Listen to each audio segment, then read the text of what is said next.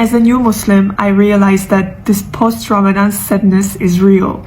I really miss our small habits that we create together as a community during this month. Family iftars, our community coming together, Islam of love, Islam of generosity, good deeds, this feeling of togetherness, attending Taraweeh in the mosque, late night prayers, late night talks, educating ourselves, reading Quran, and list goes on.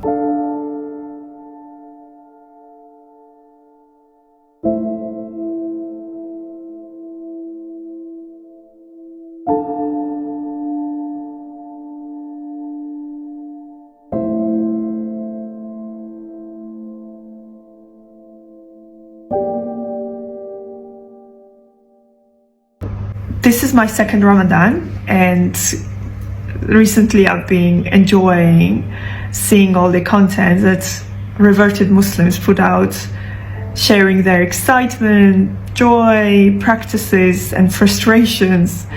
I just decided to make my tiny contribution to that as well. This month I'm trying to learn more about 99 names of Allah, and one of the names that culturally stuck with me was Al-Mu'min. I think it means the giver of the faith, infuser of the faith. It just blows my mind to think how many people are in this world who have never experienced what is it like to have a faith, yet for some reason God has handpicked you and chose you to be guided. Isn't it the great privilege? Just think about it. Today I learned about Al-Sami, which means all listening, all hearing.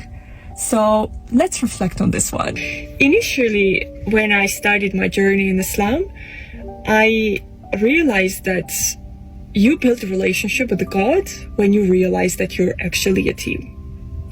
Yes, He put you in this world, but He's not done creating you. By giving you the free will, He's inviting you to participating in the creation of your story. He has given you all the tools and all the instructions to go about this life, which is in the Quran. And by telling us that He's Al-Sami, which is mentioned in the Quran more than 40 times, He's giving us the idea that He's not placing anyone in between us and Him. So we can address Him directly, and He's ready to listen us directly. He's listening to you, and He's delighted when you go after the things that He placed in front of you, when you go after your passions. And He believes in you, He listens to you like your best teammate, and He honors you, whether or not the rest of the world honors you or not. And He listens to your dreams, whether or not anyone in this world listens to you or not. We have this beautiful belief as per which God has 3 replies to our prayers. And it's yes, yes, but not now, and I have a better plan for you. And sometimes when I look back and reflect on my life, I realize that God's dreams related to me is always much bigger than my own for myself. And I'm sure this will be relatable for lots of the other people, which goes to show how carefully He's listening to us and honors us and honors our dreams and thoughts and prayers. So I've been thinking about this one, and I wanted to share it today. Today I learned God's one of the names Al-Kabir, which means the greatest, greater than anything in the status. And every Muslim, no matter how long they be practicing, will be familiar with Allahu Akbar, which itself is derived from the name Al-Kabir, which is the greatest. So let's reflect on this one. I'll be honest, as a new revert, one of the biggest challenges that I've been facing so far is to perform my salah, my prayer on time, and not to delay it without having any solid reason. Today, when I was reflecting on this name, I remember that even our call for prayers start with Allahu Akbar, Hayya as-Salat. Like, God is greater, come to pray. But greater than what? Probably greater than anything that is preoccupying your time that moment, right? And the other day I was reading when our Prophet, peace be upon him, was asked which deed is the dearest to Allah, he replied, offering him a prayer as the earliest fixed time. Why particularly this deed is the dearest to Allah? Maybe because with our action of leaving everything and taking that few minutes to have a connection to Allah, we are expressing that He is the greater than anything that we might be preoccupied with. And it made me think that not just prayer, but offering your prayer at the earliest time possible is the form of worship. Because with this action, you express the real meaning of Allah Akbar, that nothing that you might be doing that moment or nothing that might be happening to you that moment is greater than God. We've seen so many footages coming from the Palestine where people pray in front of the demolished mosques while bombs are still thrown on their heads, because this is a real acknowledgement of Allah Akbar. God is the greater than anything that might be happening to you that moment. And now it made me think, how can I not take a time and offer the prayer at earliest time possible to the one who created the time? I think it's a very beautiful practice to develop this Ramadan, and hopefully we'll continue practicing even beyond. Is this just me or anyone else feels kind of frustrated about this Ramadan consumerism?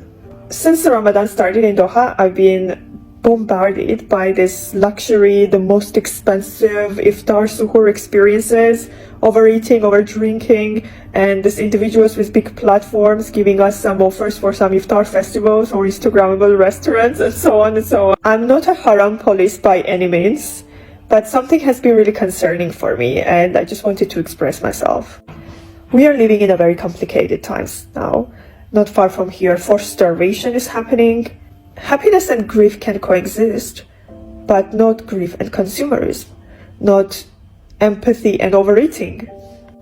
Entire humanity, at least whatever is left from it, is trying to become more conscious consumers and purchase less, boycott the brands in the name of peace. Meanwhile, we are in the middle of the Ramadan in the Middle East. We are competing with each other. Who will go to the most expensive restaurant and most expensive suhoor and most expensive iftar? Make it make sense.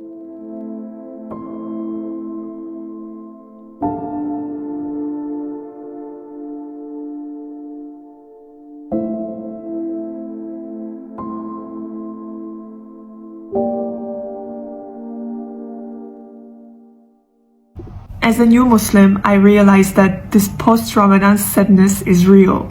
I really miss our small habits that we create together as a community during this month. Family iftars, our community coming together, Islam of love, Islam of generosity, good deeds, this feeling of togetherness, attending Taraweeh in the mosque, late night prayers, late night talks, educating ourselves, reading Quran, and list goes on. And now I'm trying to remind myself that yes, Ramadan is over, but Islam is not.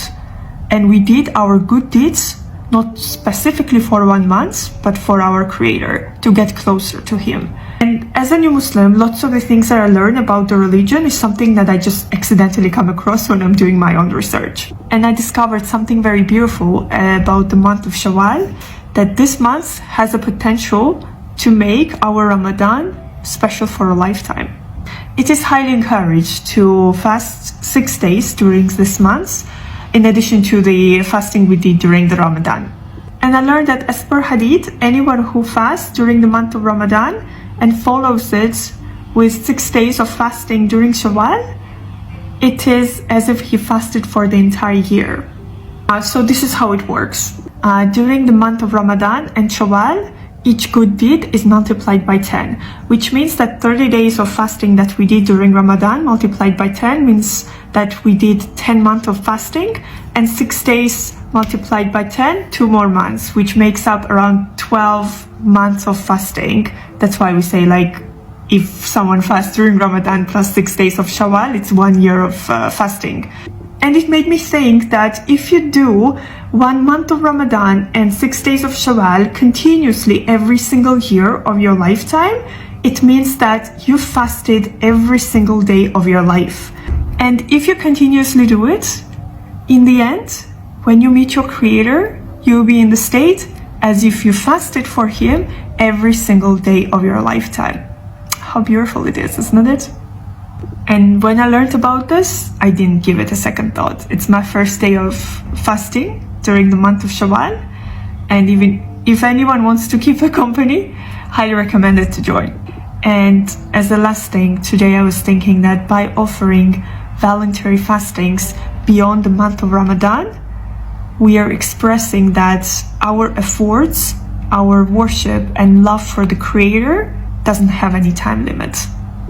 And we are taking steps to get closer to Him, not just during 1 month, but even beyond that. Just think about it.